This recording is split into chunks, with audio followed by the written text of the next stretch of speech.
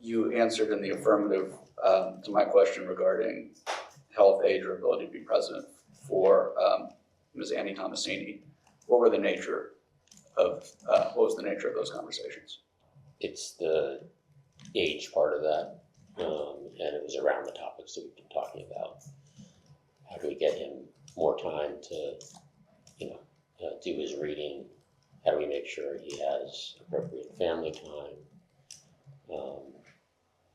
How do we make sure that when he's in public, he's presenting clothing and other things at the very, very best? Things of that nature. Did you ever speak with Ms. Tomasini about any kind of physical accommodations that could be made to account for President Biden's physical aging? There was and this has been reported on, so I don't recall the specific conversations about, ensuring that the stumble, the fall that he had, which could happen to any of us, right? That it not happen again or minimize the probability of that. And so how do you reduce the number of steps and things of that nature? So that's been reported on publicly, so that's jogged my memory. Annie was point for the president, so she was always thinking about, his well-being and making sure he got his exercise sessions in and all the rest. I've read the reporting on fewer steps being used in various settings for President Biden. Similarly, was there ever any discussion about distance, having distance being an issue for President Biden to walk or anything like that? I think that was part of the same conversation, just minimizing the steps as we talked about. I don't have specific recall, but that sounds possible.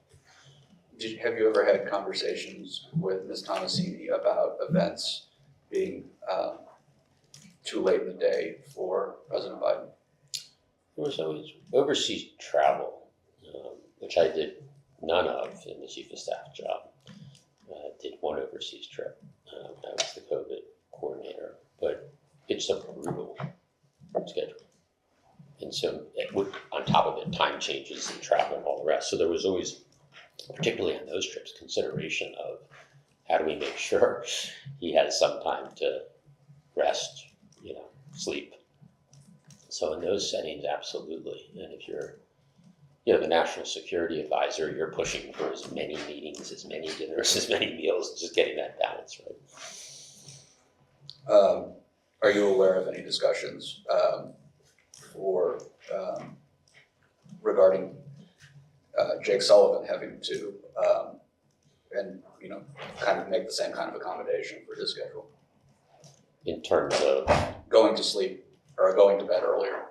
Well, as I just mentioned, Jake and Jake's team were the point for what could the president do on an overseas trip.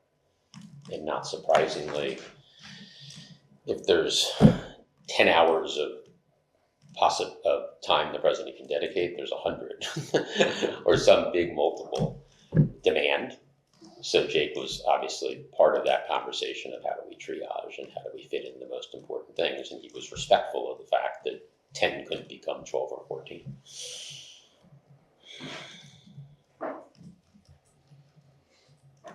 So just to return to Ms. Tomasini, is it your testimony that your conversations with her regarding age or health were limited to the perception of age and a few physical accommodations that needed to be made to account for his physically getting older? There's also discussion, particularly if he was under the weather, of balancing his schedule accordingly. Sleep and making sure there was enough time for him to get a decent amount of sleep. So yes, I don't want to say it was only the perception part of this. Did you ever have any conversations with Ms. Tomasini about any kind of medication or medical treatment that the president should or was in fact receiving? Not that I recall. Do you remember having any conversations with anyone in the White House besides Dr. O'Connor regarding the president's medications or medical treatments? No, as you say that, there was, and I think this was reported on, he had sleep apnea.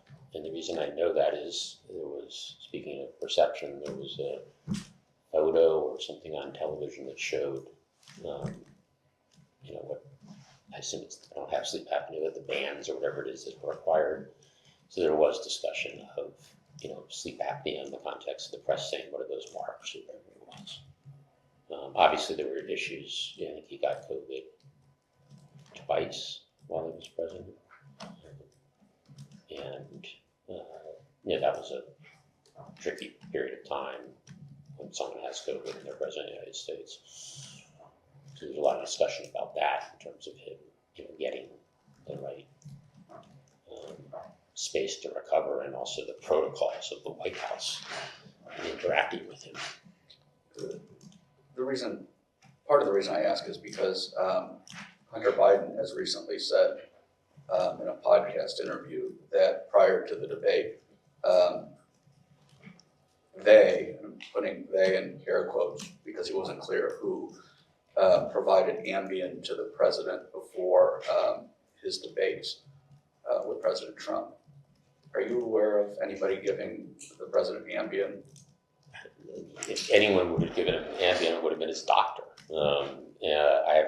Other than that reporting, I have no recollection of Ambien and the president. But that, Dr. O'Connor saw the president on a daily basis and was his doctor. And so bottom line, I have no idea.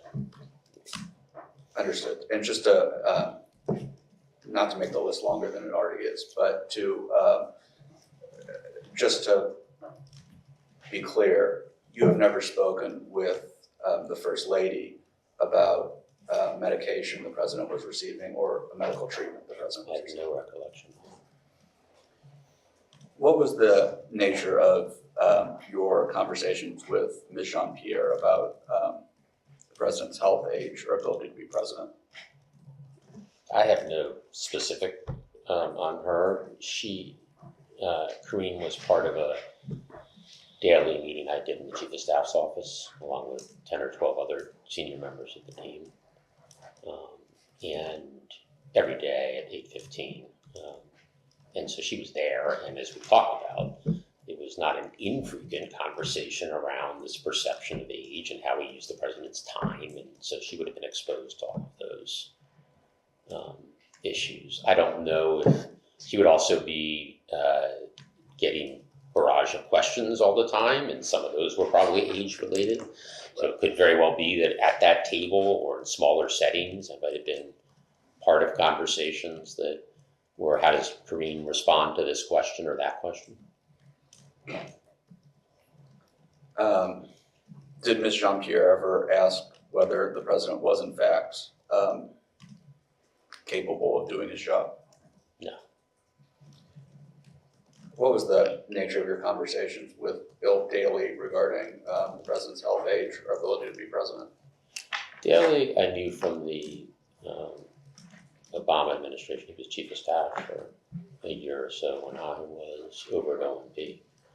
And I actually knew Bill a little bit prior to entering government, a little bit from the private sector.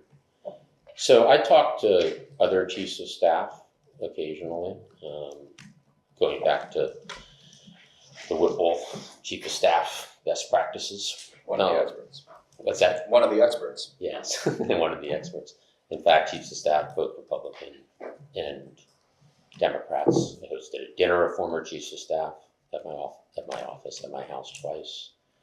So Bill called specifically on this issue. Bill called, and I'm not going to get the timing precise here. I would have said, I'll get the year right, spring of 2024, with feedback that he didn't think the president should debate. So it would have been in the spring, because that's when the decision was being made about the debate.